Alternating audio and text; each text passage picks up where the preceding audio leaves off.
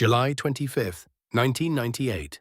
A Saturday evening in the quiet Sonobe neighborhood of Wakayama City. Families are setting up folding tables in a parking lot. Children are running around in the humid summer heat. Elderly neighbors pull up chairs. Paper lanterns sway overhead. This is the annual summer festival run by the local residents association. The kind of community gathering that happens in thousands of Japanese neighborhoods every year. There is cold barley tea, conversation, and a big pot of curry simmering in someone's garage. By morning, 4 of those neighbors are dead. 63 others are being treated in hospitals across the city for acute arsenic poisoning. Someone had mixed enough poison into that communal pot to kill over 100 people. And here is what makes this story unlike almost anything else we have covered. 26 years later, we still cannot say with absolute certainty who did it. This is the Wakayama Curry Poisoning. The Sonobe district is a small, close-knit neighborhood. Residents Association Number 14 was made up of roughly 200 people from 69 households. The kind of place where everyone knows everyone, where you wave to the same faces on the way to the convenience store. On the evening of July 25th, around 20 women from the association cooked a large pot of curry together on a gas stove set up inside the garage of a home on their street. The festival was held in a nearby parking lot. By the time the curry was served, around 67 people ate from the same communal pot. Within hours, people started to feel wrong. Nausea, vomiting, convulsions, some collapsed where they sat. The local hospitals started receiving patients simultaneously, which, to the medical staff working that night, was the first clear sign that something mass and deliberate had happened. 4 people died. Their names deserve to be said plainly. Tanenaka Takatoshi, 64 years old, the council president of the neighborhood association; Tanaka Takaaki, 53, the association's vice president; Hayashi Hirotaka, 10 years old; Torie Miyuki, 16 years old. When toxicology reports came back, the cause was unambiguous. Arsenic acid, arsenic trioxide, had been dissolved into the curry. At least 130 grams of it. That is a staggering quantity. Forensic experts calculated it was sufficient to kill more than 100 people if consumed in full. That only 4 died was not a sign of a small crime. It was, in some terrible accounting, a function of how much each person had eaten and how quickly emergency services responded. The curry had been cooking in that garage for several hours before it was served to the neighborhood. During that time, the women tending the pot came and went. There were gaps, periods when the stove was left unsupervised. That gap was the window. Police combed the area for physical evidence. In the garbage near the cooking site, they found a blue paper cup. Residue inside tested positive for arsenic acid. The working theory: someone had used that cup to dissolve or pour the arsenic into the pot before replacing the lid. The question was who had the means and the opportunity. Within weeks, investigators' attention focused on one woman, Masumi Hayashi, 37 years old, a mother of 4 who lived in the neighborhood. 2 things pointed at her almost immediately. First, a teenage witness told police she had seen Hayashi walking around the curry pots like a bear during the cooking period, that is, near the pot at the relevant time. Second, and this was considered crucial, her husband ran a pest extermination business, termite control, and the specific compound used to poison the curry, arsenic acid, was a standard chemical in the extermination trade at that time. When police searched the Hayashi home, they found multiple samples of arsenic acid. The prosecution's forensic case then rested on a single critical argument, that the arsenic found in the blue paper cup and the arsenic recovered from the Hayashi household were effectively the same material, from the same source.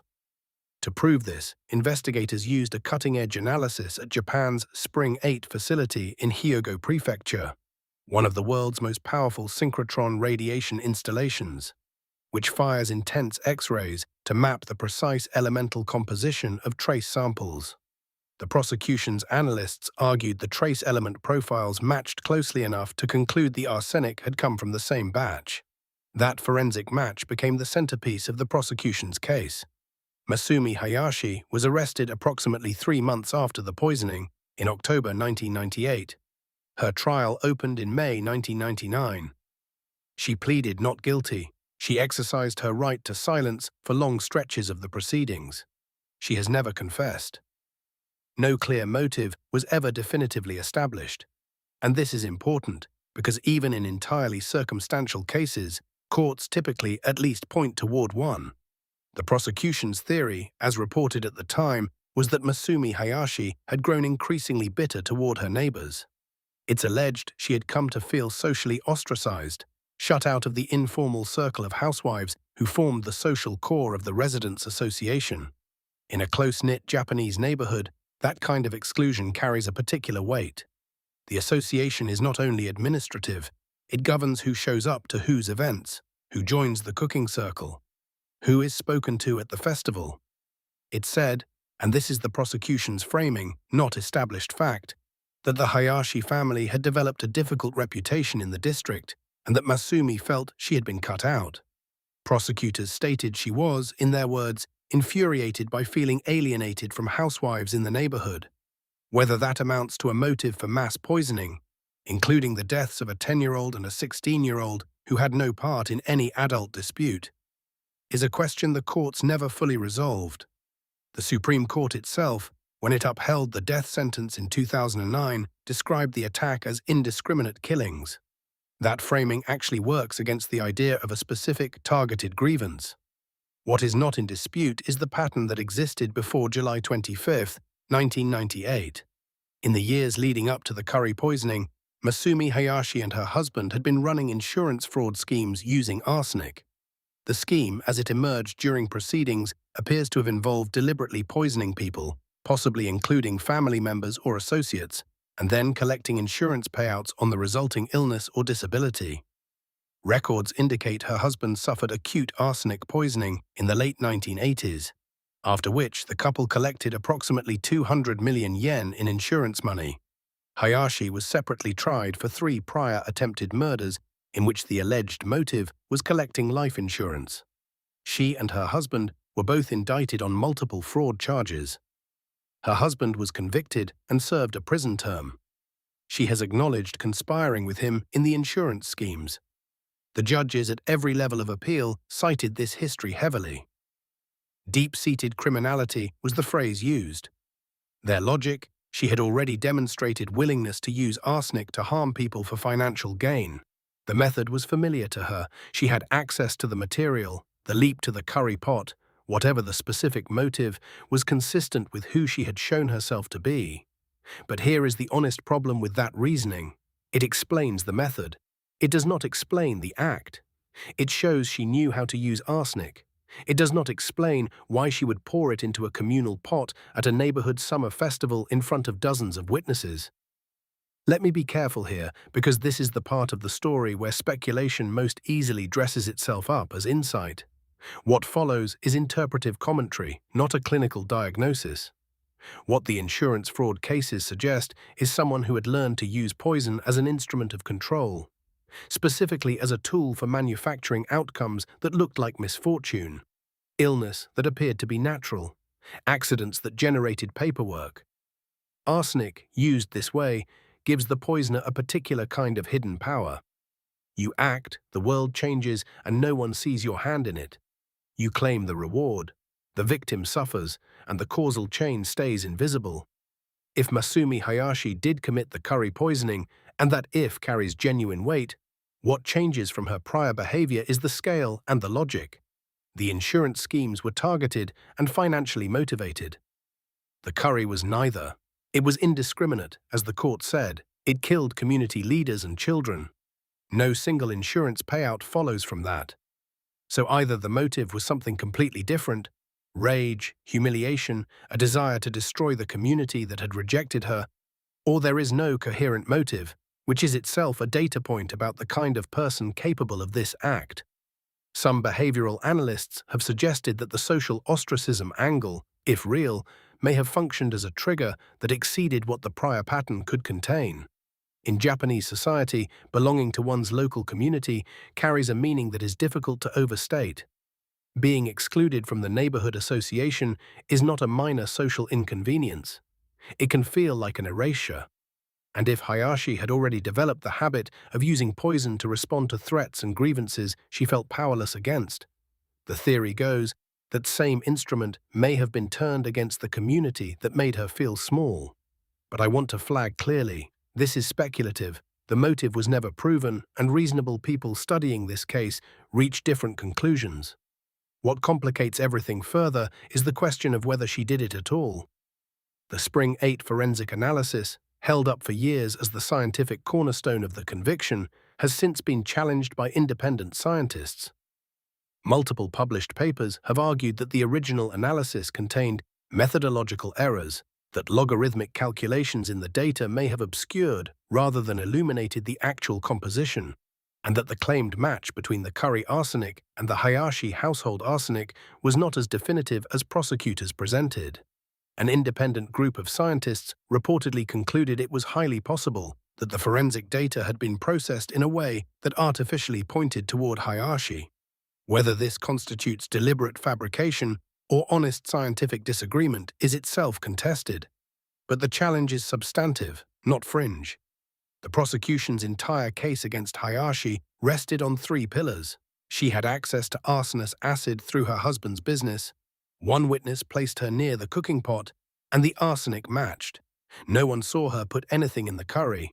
There was no confession. The third pillar, the forensic match, is now disputed by credentialed researchers. The first pillar proves access, not act.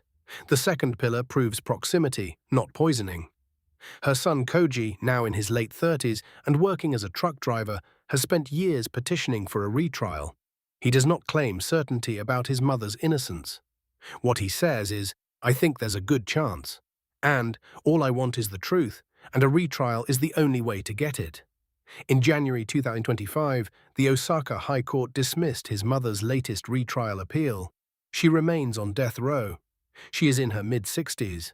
The door that Japan's retrial system is famous for never opening has, so far, stayed shut. The Wakayama Curry Poisoning sits differently from most cases. Most of the time, we know who did it. The question is why, or what shaped them. Here, even the baseline question of guilt is genuinely uncertain. What we do know is what happened on July 25, 1998. 4 people died after eating from a communal pot at a neighborhood summer festival. 2 of them were children. All 4 were killed by arsenic that someone put in their food. That crime is real, and it is not in dispute. What is less certain is everything else. A woman has been on death row for over 2 decades based on entirely circumstantial evidence.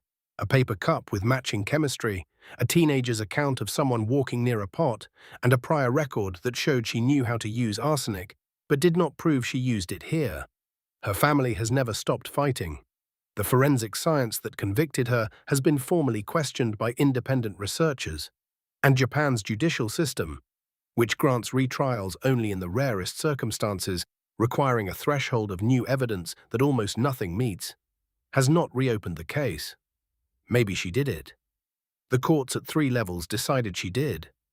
Maybe the full weight of circumstantial evidence, taken together, is genuinely overwhelming.